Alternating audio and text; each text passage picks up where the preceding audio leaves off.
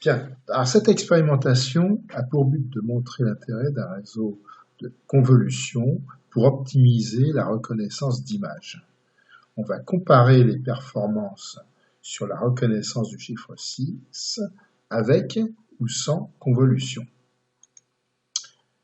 L'expérimentation comportera deux tests. Le premier test sera, après apprentissage sur réseau neuronal, de 10 neurones cachés et sans calcul de convolution préalable.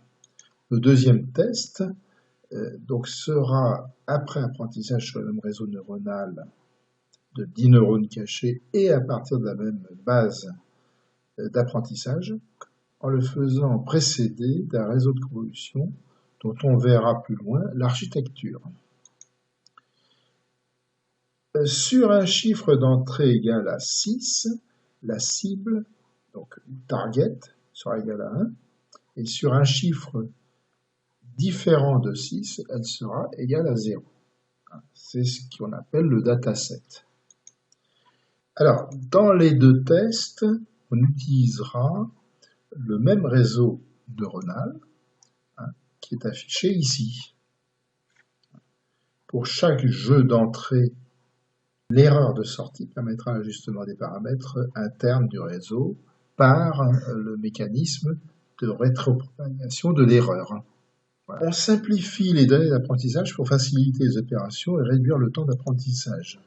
Donc, au lieu de conserver des valeurs de pixels variant de 0 à 255 pour les niveaux de gris, on attribue à chaque pixel, en fonction de son niveau de gris, la valeur 0 pour le noir ou 255 pour le blanc. Voici quelques chiffres avec en haut tout leur niveau de gris et en bas, après la transformation dont je viens de parler. Voilà. Alors, une fois l'apprentissage effectué sur le réseau neuronal sans convolution, on procède au test à partir de la base M10 test et on va faire défiler les 500 premiers chiffres pour voir quelles sont les reconnaissances sur les 6 ou non 6. Alors voilà, ça donne.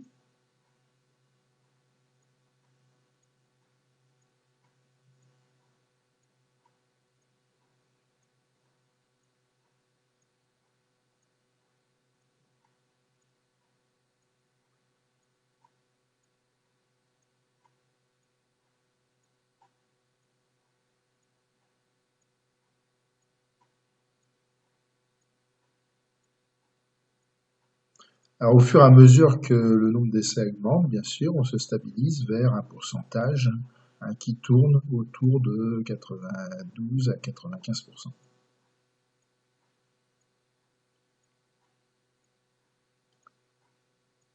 Voilà, et on aboutit à 94% de succès. Alors, pour expliquer le calcul de convolution, on va prendre un exemple. On dispose donc d'un certain nombre de filtres de petites dimensions. Ici, le filtre 3 sur 3 là, au milieu de l'écran. Ces filtres rassemblent les aspects essentiels de l'image à reconnaître. Donc sur notre exemple, on a l'affichage des caractéristiques pour détecter la lettre X. Alors, ces caractéristiques peuvent être formées de pixels alignés en diagonale ou encore de pixels qui forment une croix comme le motif central du X. Le réseau de convolution, sur la présentation d'une lettre en entrée, recherche dans toute l'image les motifs proches de ces caractéristiques et s'il s'en approche suffisamment, cela lui permet de dire qu'il s'agit bien de la lettre recherchée. Pour calculer la correspondance entre une caractéristique et une sous-partie de l'image, il suffit de multiplier chaque pixel de la caractéristique par la valeur que ce même pixel contient dans l'image. Ensuite, donc on récupère ces valeurs dans un petit tableau. Donc c'est un tableau intermédiaire de calcul. Ensuite, on additionne les réponses et on divise le résultat par le nombre total de pixels de la caractéristique. Et on va remplir ainsi un tableau qui, lui, correspond à une nouvelle image avec une valorisation de chaque pixel. On poursuit l'exploration sur toute l'image en recueillant à chaque fois la valeur obtenue. Alors là, dans l'exemple, on voit qu'on ne va pas avoir une valeur très forte, puisque là, la correspondance avec les pixels 1 de l'image et de la caractéristique sont totalement différents. Donc on obtient moins 0,11 comme valeur, etc.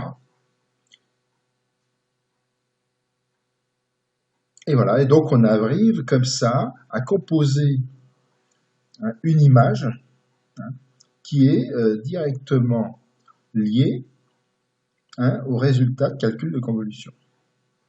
Alors on voit que l'image analysée ici est de 9 fois 9 pixels, tandis que l'image obtenue par ce procédé est une image de plus petite taille, de 7 fois 7 pixels. Voilà. Alors évidemment, il faut disposer de plusieurs caractéristiques pour pouvoir réaliser une détection fiable. Ainsi, l'analyse d'une image d'entrée via le calcul de convolution aboutira à la réalisation de n images obtenues à partir de n caractéristiques.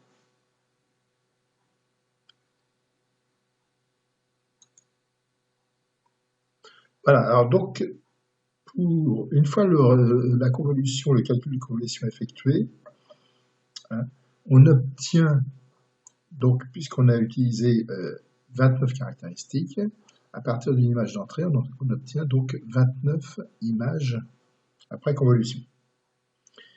Et on continue par une fonction qui s'appelle la fonction relue, qui a pour effet de transformer tout ce qui est valeur négative en 0, sans transformer quoi que ce soit sur les valeurs positives. Alors cette opération a pour but d'éviter certains problèmes autour de 0. Alors l'opération suivante s'appelle le pooling. Alors c'est une opération qui permet de conserver les données essentielles tout en réduisant fortement la taille de l'image, ce qui est toujours avantageux. Elle offre l'avantage supplémentaire de décorréler le site de l'image du motif rencontré. Cela favorise la reconnaissance du motif, quelle que soit la position de ce motif dans l'image. Donc on part d'une image 7 sur 7 et en prenant la valeur maximale sur les 4 pixels encadrés en rouge, on va reporter sur les valeurs obtenues à chaque fois. Et donc, ce qui réduit en effet notre image considérablement. On est passé de 7 fois 7 pixels à 4 fois 4 pixels ici. Alors, on va voir ici comment les caractéristiques sont élaborées.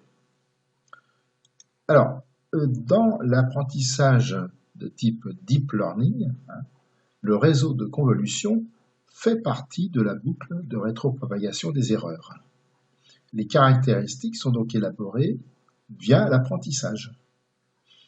Alors, sachant que chaque caractéristique est initialisée à des valeurs aléatoires avant le processus d'apprentissage. Ici, on utilise une méthode nettement moins sophistiquée. Et voilà la méthode utilisée.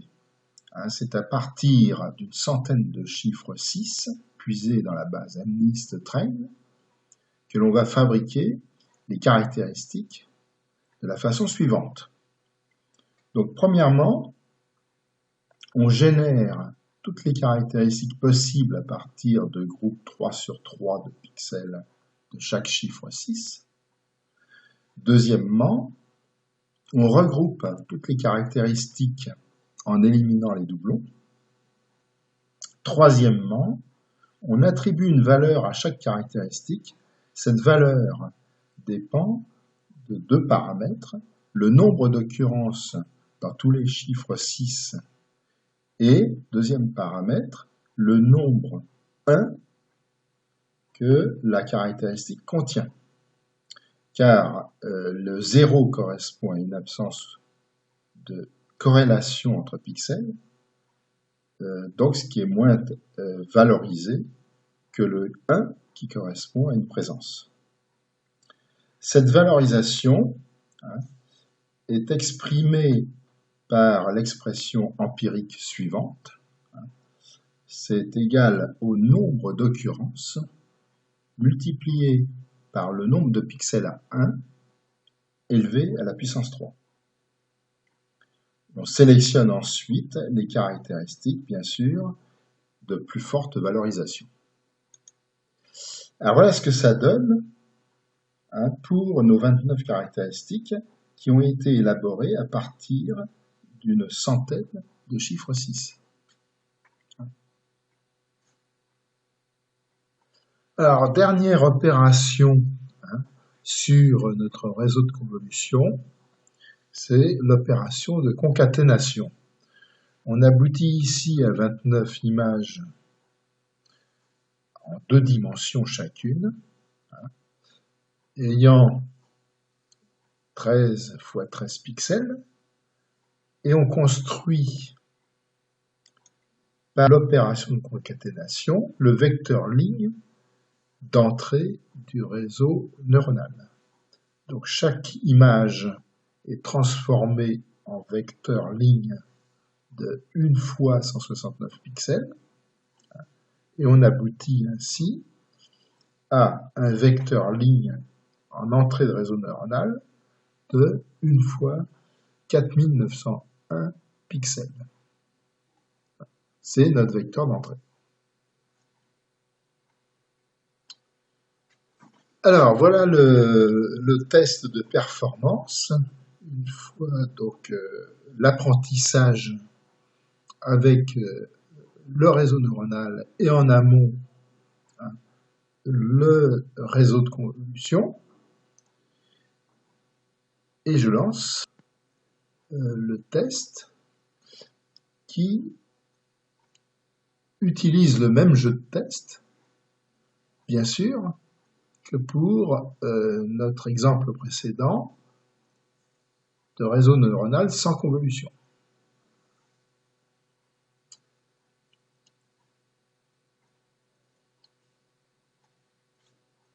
Alors on voit déjà, disons, des pourcentages de succès nettement améliorés.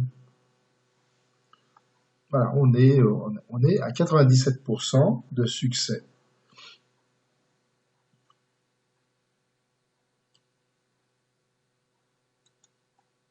Voici l'affichage des résultats. On aboutit à de meilleures performances avec la convolution. On peut voir que le nombre de mauvaises détections est 2 fois plus faible en passant par le calcul de convolution, puisque le nombre de mauvaises détections passe de 29 à 14. Voilà, donc c'est la fin de l'expérimentation qui a montré que l'apport du réseau de convolution est bien intéressante dans l'approche des catégorisations à partir d'images. Je vous remercie de votre attention.